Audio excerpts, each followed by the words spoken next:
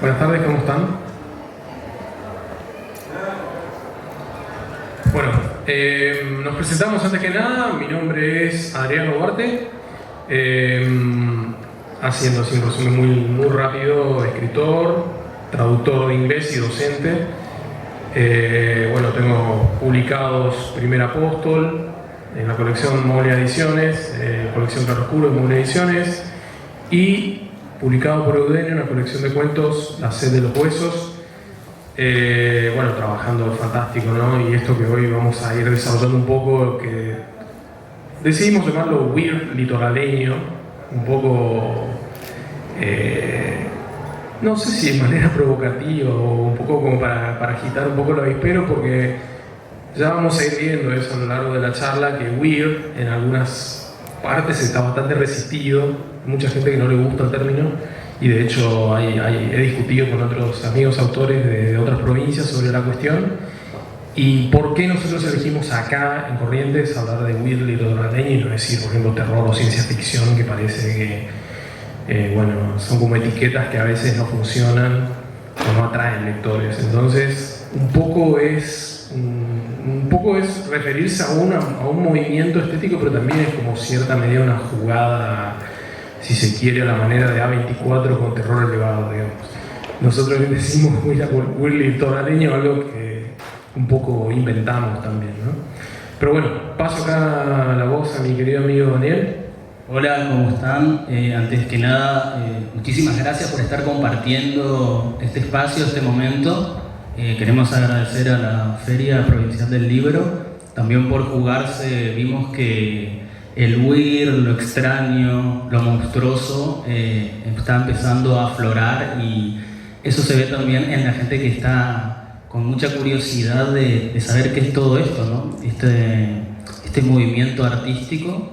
Así que venimos trabajando con Adriano. Antes que nada me presento para quienes no me conocen. Me llamo Daniel Gutiérrez, soy licenciado en periodismo, profe de lengua y literatura también, y librero en Fénix Libros. Así que ahí pueden ver, trajo un surtidito para que después puedan tener noción de ciertos autores o tópicos que vamos a estar abarcando en esta charla, que queremos que sea también bastante dinámica. Esa es nuestra forma de llevar adelante todo este nuevo género, porque sabemos que en la retroalimentación, en el ir y venir con ustedes, se sacan las mayores riquezas.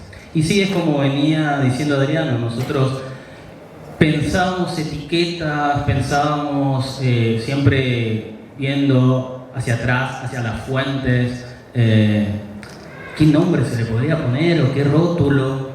Y creo que quedó weird litoraleño, y creo que va a quedar porque, me spoiler rápido, ya estamos por trabajar también en dejar bibliografía, un trabajo por escrito, ¿sí? Ahora Adriano le va a mostrar, aparte de él, ya hay otros escritores locales que están escribiendo sobre este movimiento, que no solamente es propio de la literatura, sino, como vamos a ver algunos videos y demás, y a charlar también, se expande al cine, a la música, ¿sí? A la filosofía. Así que es bastante amplio, bastante divertido, y bueno, en este tiempo que tengamos, vamos a tratar de que también ustedes despertarles ese interés, porque viene muy relacionado a, no sé si algunos estuvieron en la charla anterior, acá tenemos mucho folclore, mucho folk horror, como se le dice, ¿no? Y nosotros venimos a resignificar mucho de eso, como correntinos, sobre todo, como correntinos que vivimos en otros lugares, en Buenos Aires, en Europa, además. No es necesario ir a grandes urbes, no es necesario que todo pase en Buenos Aires, en París, en Nueva York. Acá en Corrientes puede pasar. Tenemos ejemplos acá, como Primer Apóstol de Adriano, donde, bueno, el horror, la locura, la extrañeza se cuela por una cotidianidad, y en tierras propias. Qué más lindo que eso, ¿no? Que pase acá en Corrientes cuestiones que estamos acostumbrados a leer de otros autores en lugares que son bastante lejanos. Pero bueno, entonces entremos de lleno con el tema del weird, ¿no? Vamos a entrar con la palabra, porque es una palabra inglesa, ¿no? Weird. ¿Y qué es eso de weird? Vamos a arrancar con un video de un personaje muy particular que se llama Terence McKenna. En 1998, este autor, que fue filósofo y etnobotánico, decía lo siguiente. Lo vamos a escuchar en inglés, pero yo se lo voy a traducir después. The level of contradiction is going to rise excruciatingly, even beyond the excruciating present levels of contradiction. I think it's just going to get weirder and weirder and weirder, and finally it's going to be so weird that people are going to have to talk about how. Entonces, lo que él dice básicamente es que en 1998 el mundo se va a ir volviendo cada vez más contradictorio, cada vez más extraño y extraño y extraño, que va a llegar a un punto weird, ¿no? Weirder, dice él, más extraño, más raro, el mundo se va volviendo cada vez más raro, que en algún momento la gente se va a tener que poner a hablar de eso. Bueno, bienvenidos al futuro de Terence McKenna. Nosotros estamos en esa época en la que las cosas se volvieron tan raras, tan extrañas, que necesitamos hablar de eso. Yo creo que el weird, en ese sentido, lo extraño, lo raro, este filósofo inglés, Mark Fisher, también hablaba de uncanny, y van a ver que van a aparecer acá. Son términos, o eerie también, espeluznante, son términos que estaban flotando hace, no aparecieron de golpe, digamos, sino que estaban flotando, y de hecho desde hace muchísimo tiempo, y es algo que de golpe, debido como cierta acumulación, ¿no? Cierto poner algo bajo presión, estalla, ¿no? Y tiene que ver mucho también con quizás cierta manera de previa de entender el mundo. Hay como la literatura siempre hay recambios, ¿no?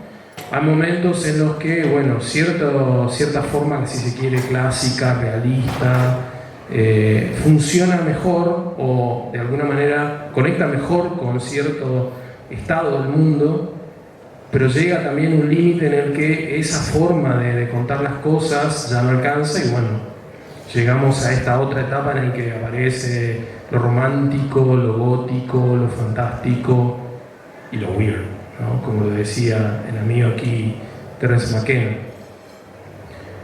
Por eso es justamente la elección de la palabra weird, ¿no? Un poco homenajeando a este gran caballero, ¿no? Que hablaba de que el mundo se iba a volver, y lo profetizó en el 98, de que el mundo se iba a volver weird, ¿no? Y él hablaba de gente que iba a hablar de eso. Acá estamos los escritores, estamos nosotros, pero también tenemos acá otros autores presentes. Lo tenemos a José Massaro, lo tenemos acá al amigo César Sarrabitía, lo tenemos también a Antonio Capini. Son todos autores que estamos acá entre nosotros, y que eso lo charlábamos antes de entrar, por ejemplo, con José, que era algo que no es que nos pusimos de acuerdo, dijimos, vamos a ponernos a contar cosas raras porque está copado, digamos. De golpe cada uno desde su lugar empezó a notar, captar algo, un espíritu, una atmósfera de la época, y empezó a comprender que capaz que ciertas formas de contar las cosas, la forma del realismo, la forma de la intimidad del yo, esa literatura del yo, la literatura realista, ya no eran suficientes, digamos. Y empezamos a buscar nuevas herramientas para contar eso. Y de golpe comprendimos que, cada uno desde su lugar, ¿no? El fantástico, el terror, la ciencia ficción, lo delirante, lo alucinante. De golpe empezamos a notar que eso explicaba mejor esas contradicciones que decía Terence McKenna, ¿no? Y sobre todo dejar en claro que, como muchas veces también decimos, estos son géneros híbridos, ¿sí? Híbridos, se van mezclando, van dialogando entre sí. Yo le decía que estamos en un momento, sobre todo post pandemia, ¿no?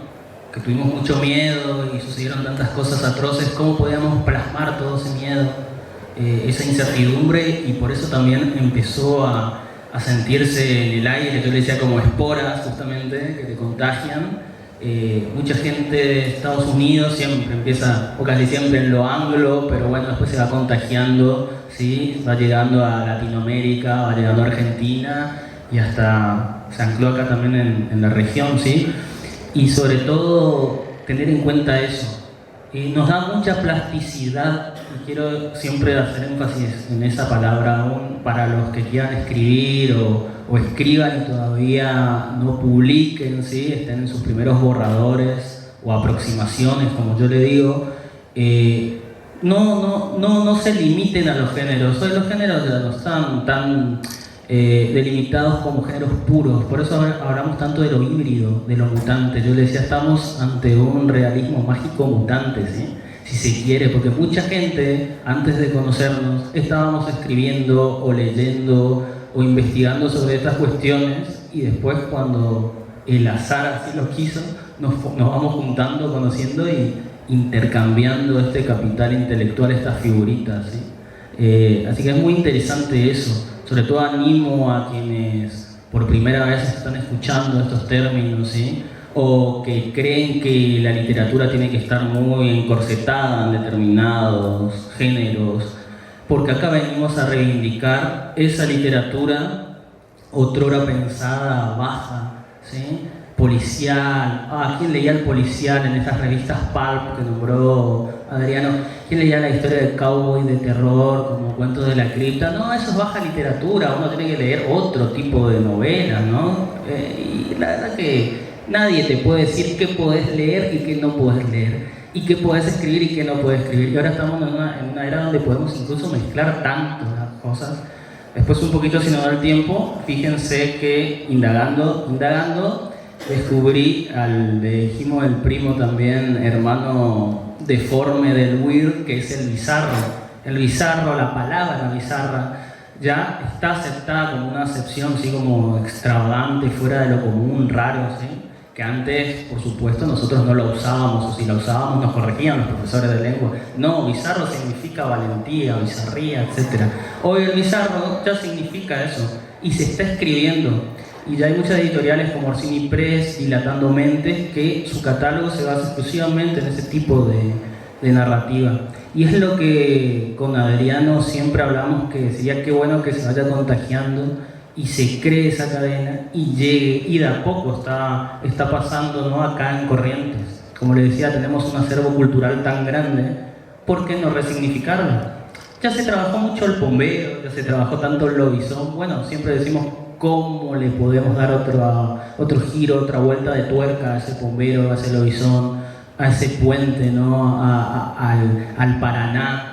Yo estoy trabajando en un poemario weird, netamente, que es como una especie de corriente súper distópica, medio destruida. Aparece el río, pero no es el río Paraná que vemos cuando nos vamos a la costanera. Es un río hecho de cables, de fauna extraña, de cartuchos de NES o Family Game, para los que se acuerdan de esa época. Hay mucho Blade Runner, ¿sí? Porque, como les decía, somos generación audiovisual, necesitamos también, ¿no?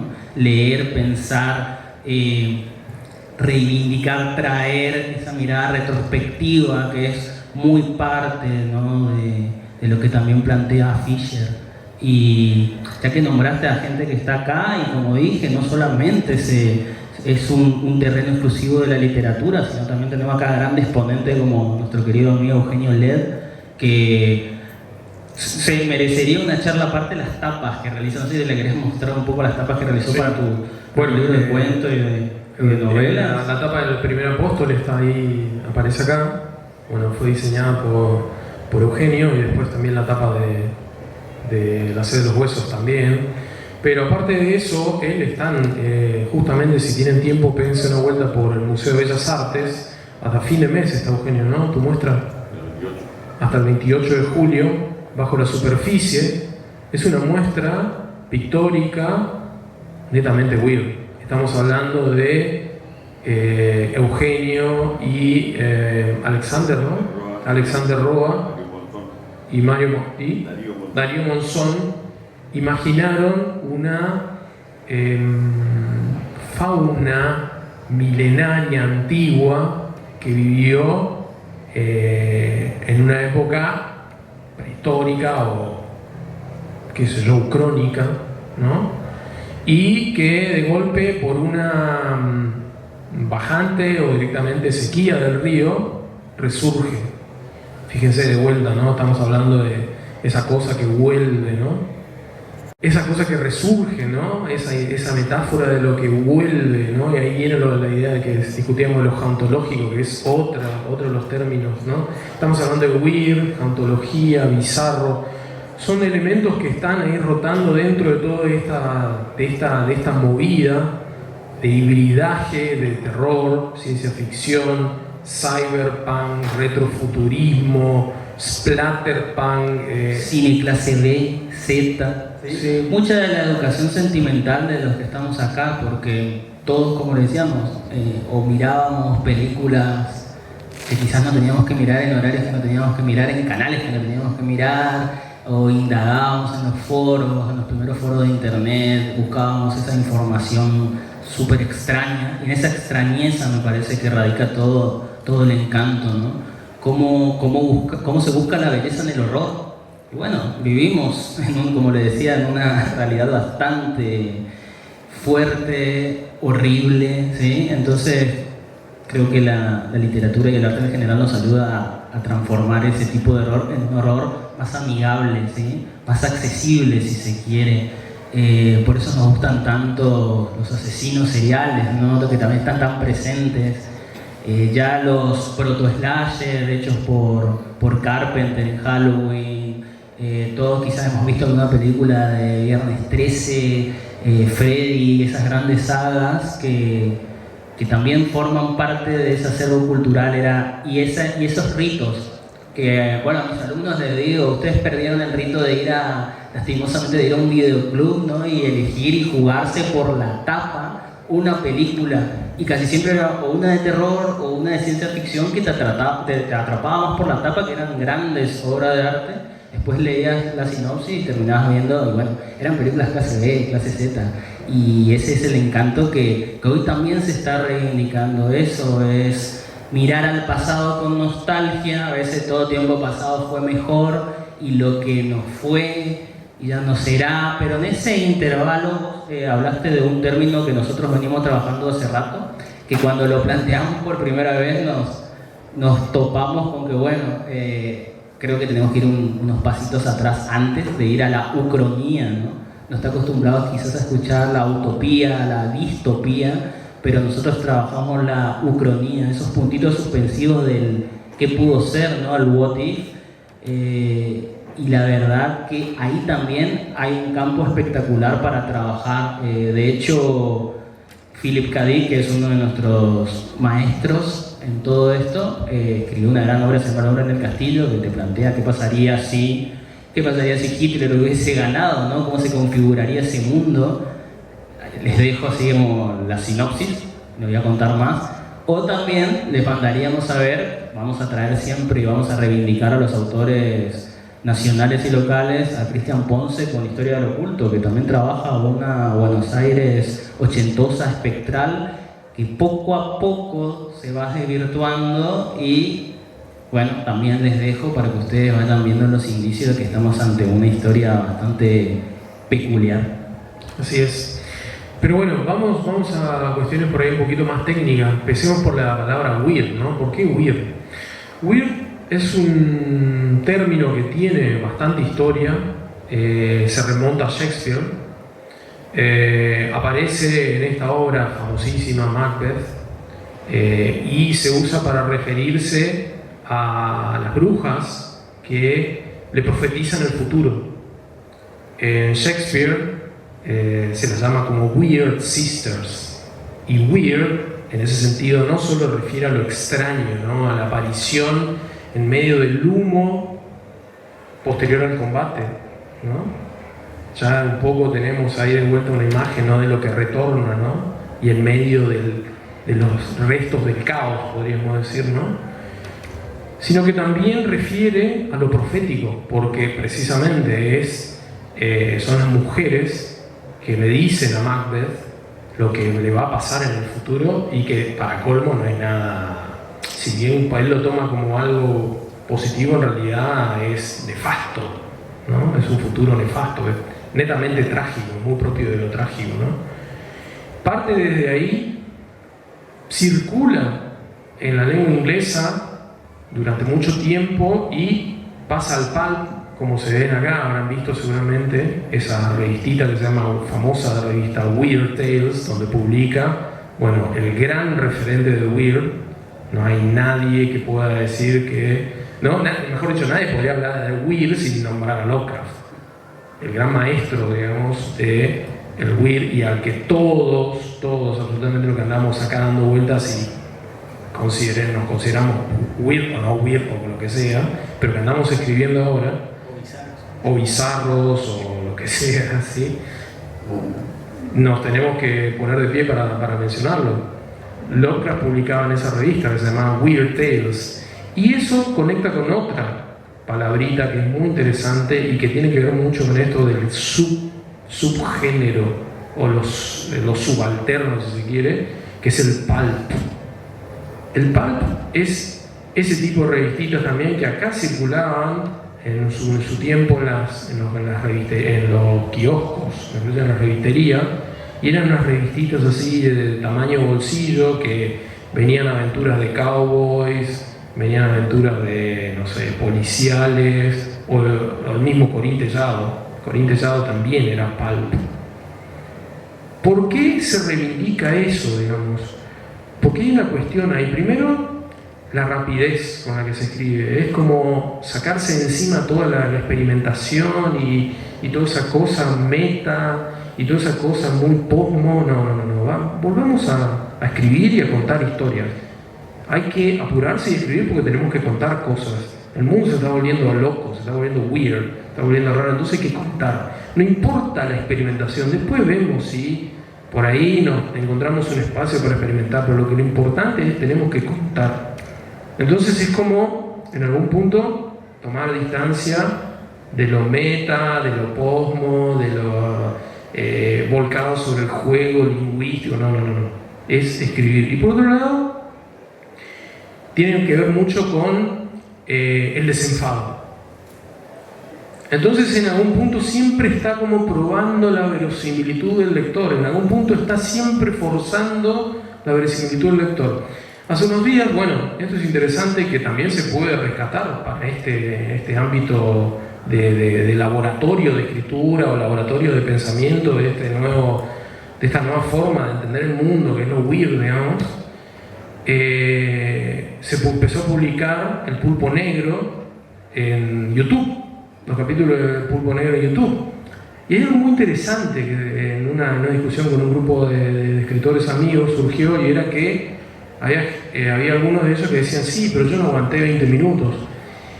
Y ahí me acordé de algo que Tarantino dijo una vez, cuando él tenía su cine, ¿no?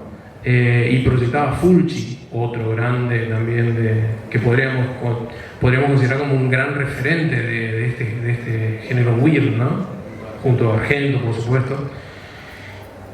Él decía, Tarantino, ¿no? Decía, yo voy a proyectar las películas de Fulci, pero no se rían, porque no es humor, eso es involuntario. Yo entiendo que se puedan reír, pero a la hora de mirar la película hay que acomodar, hay que ajustar el tracking de lo verosímil.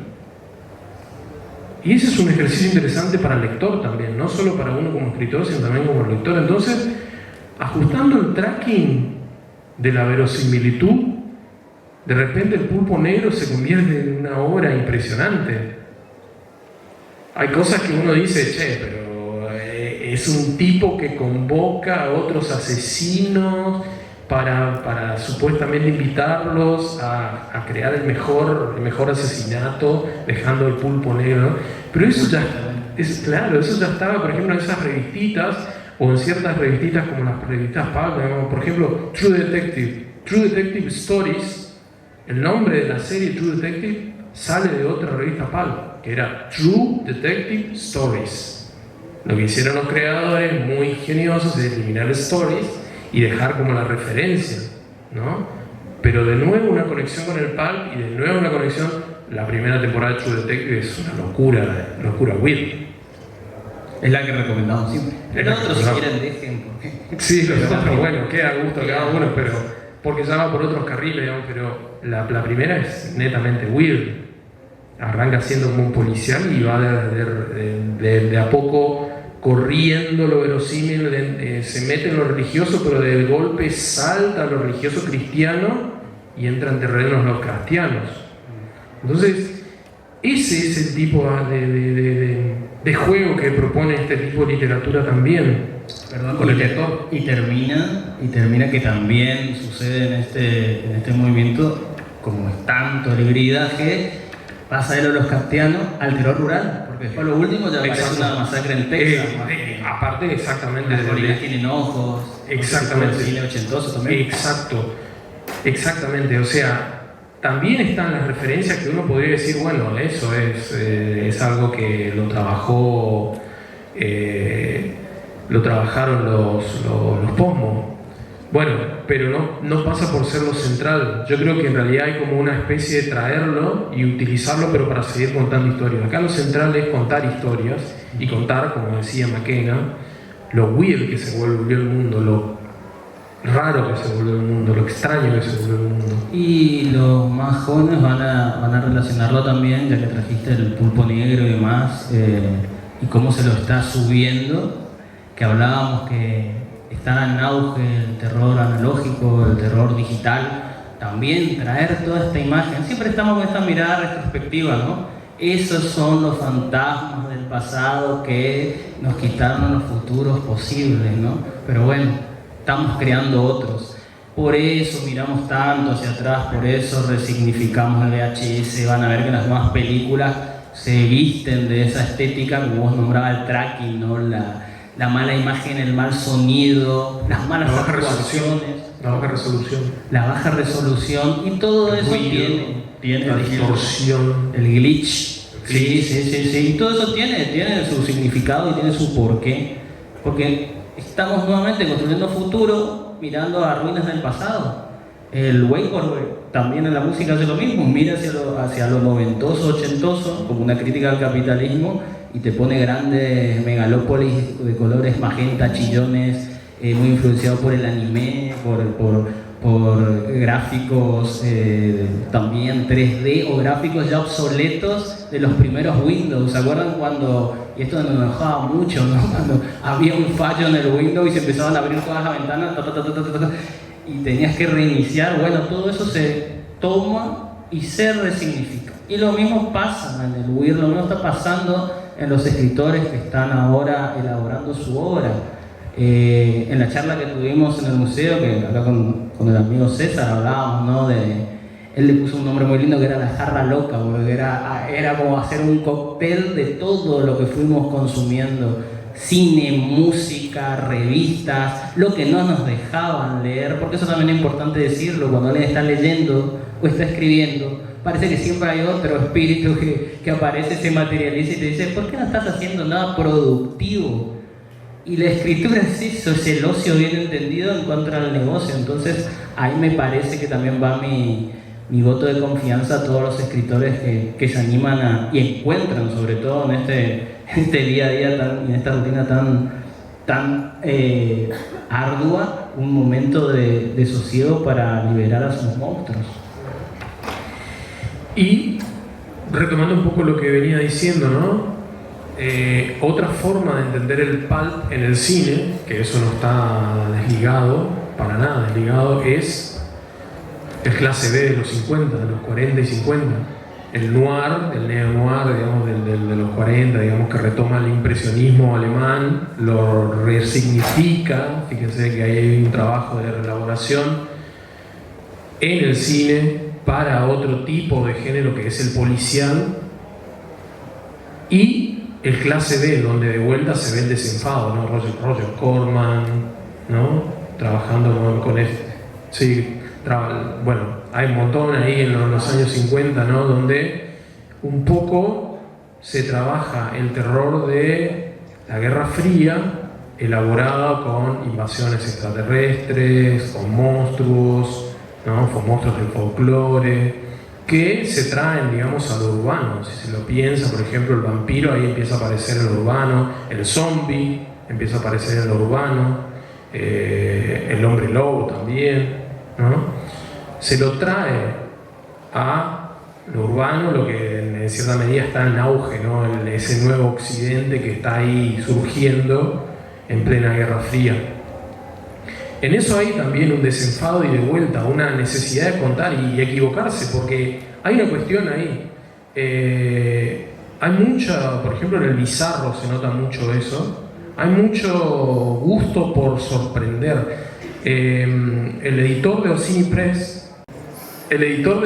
Press señala que la idea de los cuentos bizarros es generar en el lector esta pregunta: ¿What the fuck? Él lo dice así, con ese acento muy español que tiene, ¿no? Pero en cierta medida, bueno, por ejemplo, el bizarro es eso. Y ahí de vuelta estamos hablando de ajustar el tracking de lo verosímil. Es entrar en el juego de lo extraño y de repente decir, bueno, hay otras formas de entender, ¿no? Sí, sacarte, como decía, el corset, ¿no? Aflojarse el cinto, quedarse más cómodo, decir, no, bueno, esto puede ser políticamente incorrecto, olvídense, o sea, mientras más extraño sea, pero como vos decías, sea útil a la historia que vos querés narrar, anda para adelante siempre, o sea, te vas a encontrar, y es lo que quieren, que vos hagas esa mueca pero al mismo tiempo sientas el morbo de dar vuelta a la hoja y ver cómo termina esa novela, ese cuento, porque les va a pasar, y sobre todo con esta vertiente que es el bizarro.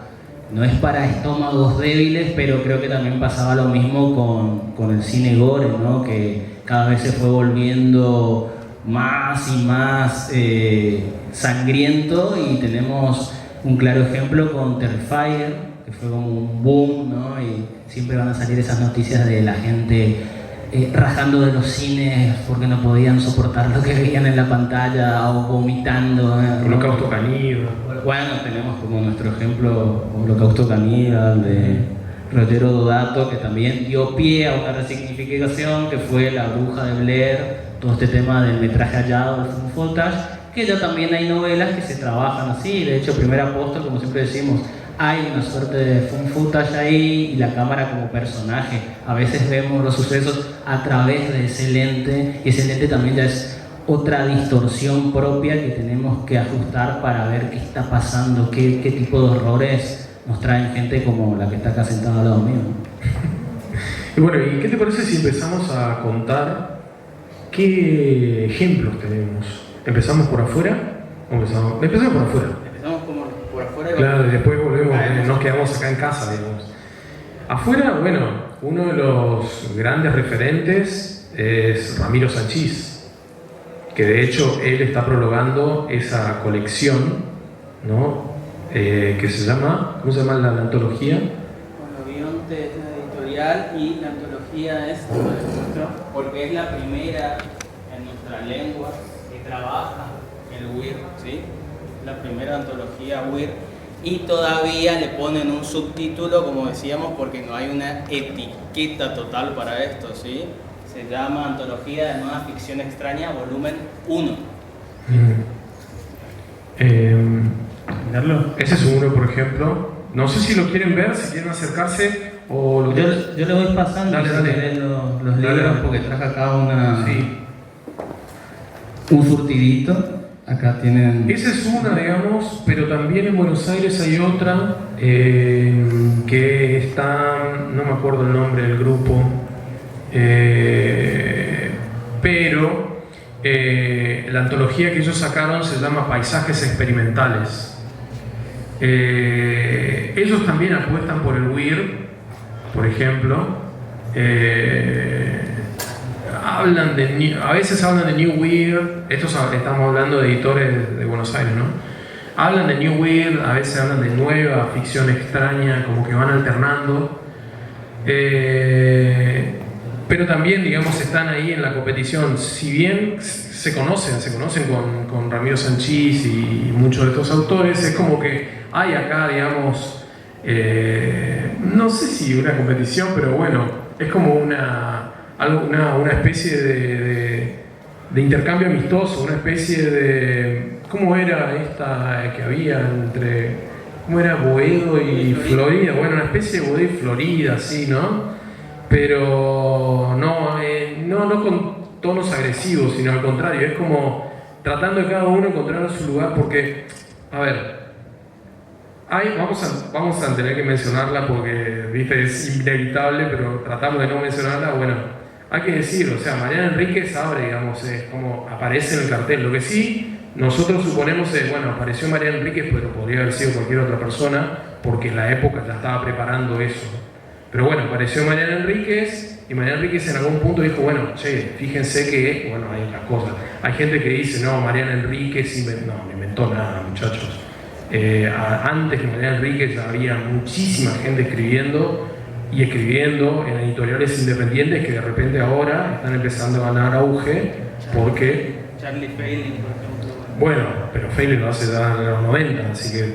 Y bueno, ¿qué pasa? En el pleno 90 era el paraíso del realismo sucio y de la literatura del yo, el objetivismo y todas esas cuestiones. Entonces, en medio de eso surgen estos autores que medio que pasan desapercibidos y ahora de golpe se los empieza a ver, ¿no?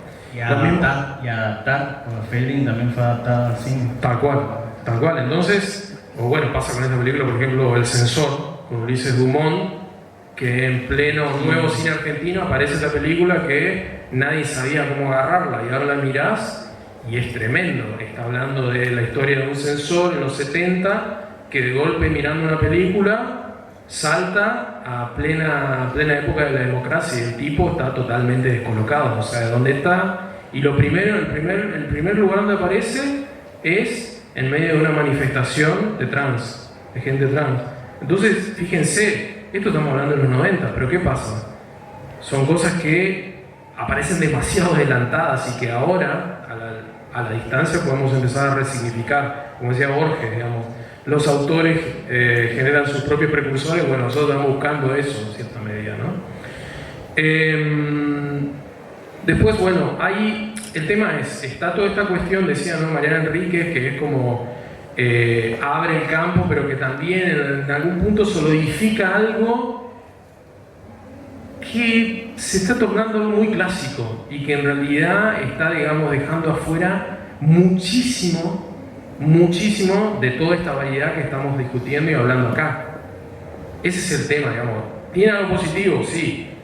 De repente llama la atención de los lectores hacia el terror o la nueva forma de lo fantástico, pero tiene una contrapartida que eso es parte, digamos, de la propia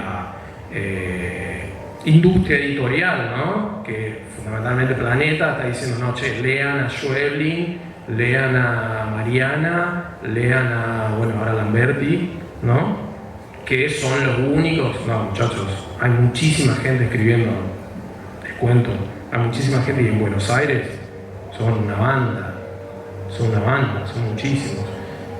Ahora, por ejemplo, acabo de recibir del grupo nosotros formamos con es como una suerte de grupo federal, lo llamamos, porque son gente de Buenos Aires, Córdoba, Santa Fe, y bueno, nosotros acá en Corrientes, un grupo que se llama Mundo Horroroso, que ahí nos estamos nucleando varios que escribimos terror, extraño, y en algún momento, no sé si este año o el año que viene, vamos a estar sacando una antología, por ejemplo, en la que vamos a estar abordando ¿cómo serían las teorías conspiranoicas? Vamos a abordar desde una perspectiva literaria lo conspiranoico y de una perspectiva, si se quiere, extraña o weird. Ahí, por ejemplo, las discusiones son, ¿somos weird o no weird? Hay mucha gente que dice, no. Yo digo, muchachos, nosotros tenemos que decir que sí, porque si, y acá viene la explicación de por qué, si nosotros decimos, ¿qué me pasó a mí? Yo digo, che, esta novela es de terror, resulta que viene gente que me dice, ay, no, yo no quiero leer terror porque me da miedo, no voy a terminar de leer. Y pasó. Y entonces perdés lectores. Y si digo, che, esto es ciencia ficción, ¿en serio qué? ¿De navecita? ¿De robotito? ¿Qué? ¿Y dónde lo metemos a Philip Dick, ¿no? Entonces, decir que es weird y que es litoraleño, en cierta medida permite eso, abrir la posibilidad de atraer nuevos lectores también. En un punto nos situamos en este eje de lo extraño, como lo planteaba McKenna, como lo plantea Mark Fisher, que es la propia época en la que estamos viviendo, en la que, bueno, como por ejemplo decía, vos hablabas, ¿no?, de lo ontológico, la nostalgia. ¿Por qué? Porque, por ejemplo, Fisher dice, no hay futuro. Desde el momento en que se instala el capitalismo como la única forma de entender lo real, no hay alternativa, entonces no hay posibilidad de transformar esto. Bueno, ¿por qué entonces surge lo weird? Si uno se pone a pensar y dice, pero quiero pensar otra cosa, no puedo, ¿no? Ahí están esos puntitos suspensivos que yo le decía, y sobre todo la ucronía como ese universo que nos permite pensar esos futuros posibles que quizás nunca lleguen o quizás sí, y ahí está nuevamente la idea del weird, ¿no? Hoy por hoy, y nuevamente repito a los que estuvieron en la charla anterior, el fantasma también va mutando. El fantasma ya no solamente es propiedad de una casa, de un edificio, de un castillo gótico, ¿sí? Sino que el fantasma está acá, en el mayor apéndice que tenemos actualmente, los seres humanos. Bueno, acá está el fantasma. ¿Por qué digo? Porque estamos charlando sobre tantos temas y a muchos les va a salir ahora, cuando vayan, publicidad de libros, les va a salir películas y demás. Eso es un fantasma en Stalker, porque en cierta medida también te acecha. Un fantasma acosador, una especie de demasiado fanboy. Michael Myers, que te va tirando publicidades. Sí, y bueno, y eso es como lo canta y lo narra muy bien este cantautor y poeta Adrián Dárgelo, ¿no? Nos persiguen largos algoritmos perversos, y esos son adecuados para instalar un dossier de pavadas, porque muchas veces no terminamos de leer o no leemos, como siempre, cuando nos metemos en este mundo fantasmagórico y no salimos más. Son como ya espacios liminales, ¿no? Exacto, bueno, eso es otra cosa que se encuentra mucho en YouTube, ¿no? Parte de lo extraño es los backdoors, los espacios liminares, los doppelgangers, el terror analógico. Todo eso también se está trabajando mucho en esto. Bueno, quería cerrarlo con esta idea de, bueno, en Buenos Aires hay, por ejemplo, nombro algunos autores: Paolucci García, Paul Calvetti Costa, Pablo Martínez Burquet, que es como la eminencia. No me quiero olvidar, pero son muchísimos. Gran visitador, ese último gran visitador de las casas de escritores. Además que el tipo se dio el lujo de andar por Providence y todo lo demás. ¿Quién más? Bueno, son varios. Emanuel Rosso. Y vamos a los locales. Emanuel Rosso y los locales, obviamente, bueno. ¿Quién les habla? Ya hice demasiado autobombo, pero por ejemplo, dentro de la misma colección Claroscuros, la semana pasada se presentó Aurora, de David Saade. Es una novela muy Stephen King, así para resumirla muy rápido, muy Stephen King en Corrientes. En una suerte de corriente fantasmal de vuelta. Hay un punto en común, digamos, y eso me da la atención también con José. Es como que todos nos inventamos ciudades. Yo me inventé Primer Apóstol, David se inventó Aurora, y bueno, y así estamos como inventándonos ciudades. Bueno, otro autor que también trabaja lo weird en esta novela es Mauro Isarralde Miseli en La melancolía de Kid Capra. Mauro es un autor de Goya. Fíjense, él tiene que hacer doble trabajo, porque de Goya tiene que venir a Capital y de acá de vuelta salir hacia afuera, digamos. Es un re laburo, pero es un tipo que escribe weird, pero también, no sé, escribe algo así como La bailarina cósmica, que la verdad que no sé cómo llamar esto, netamente weird también, pero también escribe fantasía. Está trabajando... Escribe similar al anime, ¿no? Trabaja shonen, hace novelas de shonen, es como imaginarse Street Fighter o no sé... Jujutsu Kaisen, Dragon Ball... Yo no sé mucho, vos me ayudarás ahí porque yo no sé tanto. Yo veo hasta Dragon Ball y a los Caballeros Zodíacos, digamos. Son los padres. Pero algo un poco así, ¿no? Bueno, hace unos días acá el amigo José presentó esta novela, Horizonte de Sucesos, que tiene una premisa muy loca. Son una pareja que se están armando una casa en Santa Ana, se va a comprar una puerta una puerta común y corriente de algarrobo que uno pondría, qué sé yo, una para separar una habitación, bueno, creo que es de la cocina, ¿no? Resulta que, bueno, esa puerta instalada termina siendo una apertura a un espacio interdimensional. Así que imagínense, ¿no? De repente algo tan cotidiano como una puerta se convierte en una entrada a un universo absolutamente otro. Un universo absolutamente weird. Y eso es la literatura, como siempre hablamos, cómo se cuela por una grieta y arruina nuestra cotidianidad. Y está bien que arruine nuestra cotidianidad y nos ofrezca un mundo posible más raro, más mutante, pero como le decía, más afectuoso. Aprender a abrazar al monstruo está bueno, ¿no? Y no sé si te parece, con estos últimos minutos finales, si quedó en duda alguno de los términos, no obstante, espacio publicitario, aprovechemos para dar los canales también de... Están acá aparecen, sí. Están los Instagram, Laboratorio del Zorro. Sobre todo tu programa donde... Un programa de radio donde sí, generalmente también es un espacio donde reflexionamos sobre esto. Y en el Instagram están todos los audios de los programas, así que los pueden bajar. Y por supuesto todavía está mi librería Fénix Libros, donde traje todo un poquito del material que también fuimos recolectando para que también haya un acervo cultural weird, bizarro, extraño en nuestra provincia. Empecemos quizás a veces con los maestros de afuera y miren toda la literatura o todo el trabajo audiovisual o artístico que tenemos acá en Corrientes, hecho por correntinos, o sea, ponerle el sello, ¿no? Aprobado por Chayanne. ¿Por el bombero? Aprobado por el bombero. Aprobado por el bombero. Pero no, más allá de todo chistes, aprender eso, que de acá podemos crear estos mundos raros, extraños, espeluznantes y mira, bizarros, pero hasta que tienen incluso mucha cuota de humor y romance. O sea, vos nombraste acá una pareja que se muda a una casa y en tu novela es una pareja que empieza un viaje idílico y termina como termina, ¿no? Claro, termina. Así que también hay espacio para el amor y el romance. Combinación de géneros. Combinación de géneros, hibridaje, ¿no? Hoy estamos en la era de lo híbrido, ¿sí? De lo cyborg, de la nueva carne, diría uno de nuestros grandes referentes cinematográficos, que es David Cronenberg. Sí, totalmente. Otro gran maestro aparte de Lovecraft. Nos quedan unos pocos minutos, no sé si a alguien le gustaría hacer una pregunta.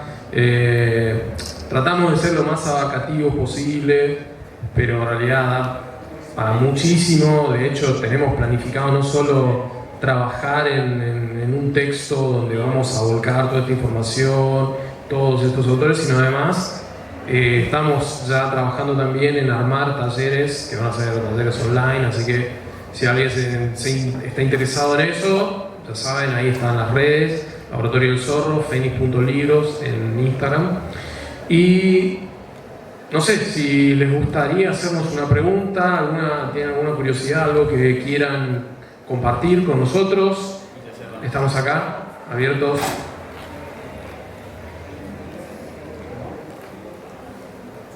Compartir un dato nada más, que por ahí ya lo tienen, pero no sé si conocen a Ashi Tursi, que sacó ahora un libro sobre cine bizarro. Sí, ella está con nosotros en Mundo Horroroso ahí. Bueno. Sí. De hecho, le vamos a encargar los libros porque sí. Ese es un gran trabajo, por ejemplo. Ese es un trabajo buenísimo. ¿Vos te recordás el nombre de Lo Insólito y algo así? Pero vamos a conseguir el libro. Es una antología de cine de terror, catalogado en diferentes tipos, digamos, pero terror en suma, digamos, de cine argentino. Generalmente se dice, no hay cine de terror. Allí reunió 800 películas, 800 y pico de moneda, porque son más, de 836 o algo así.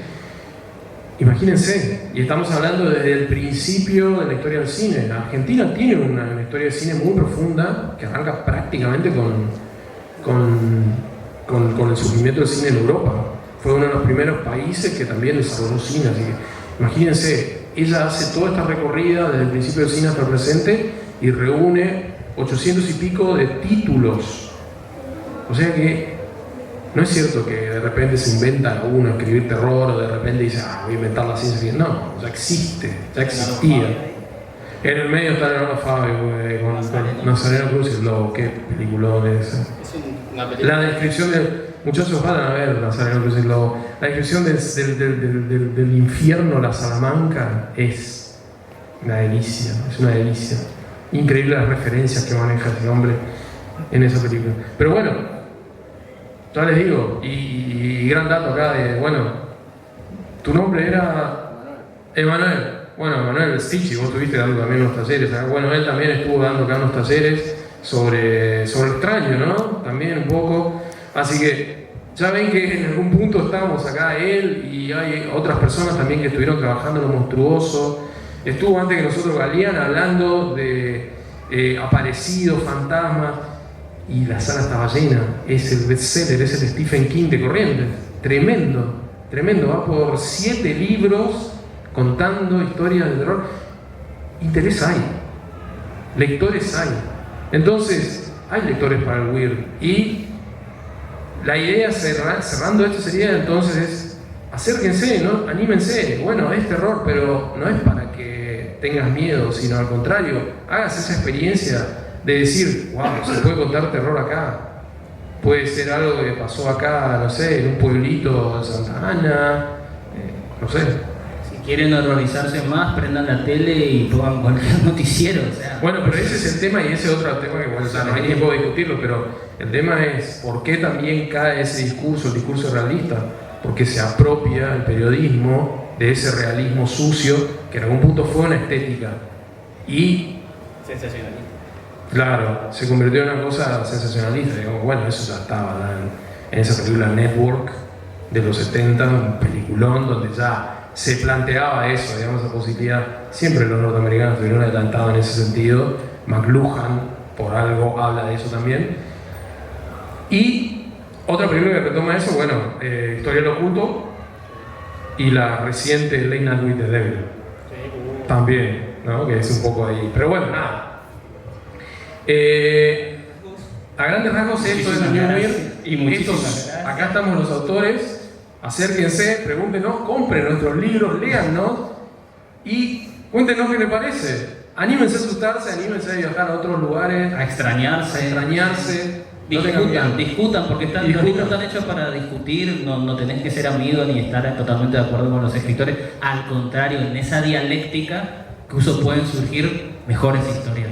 Y nuevamente muchísimas gracias a todos los que estuvieron Muchas acá. Realmente muy agradecido por su atención y esperemos que no se corte acá y ya saben, tienen todos los canales para seguir contactando con nosotros, ya sea para libros, películas, las recomendaciones que quieran, para eso estamos. Así que yo digo un aplauso para ustedes, de nosotros, para ustedes. Muchas gracias. Sí.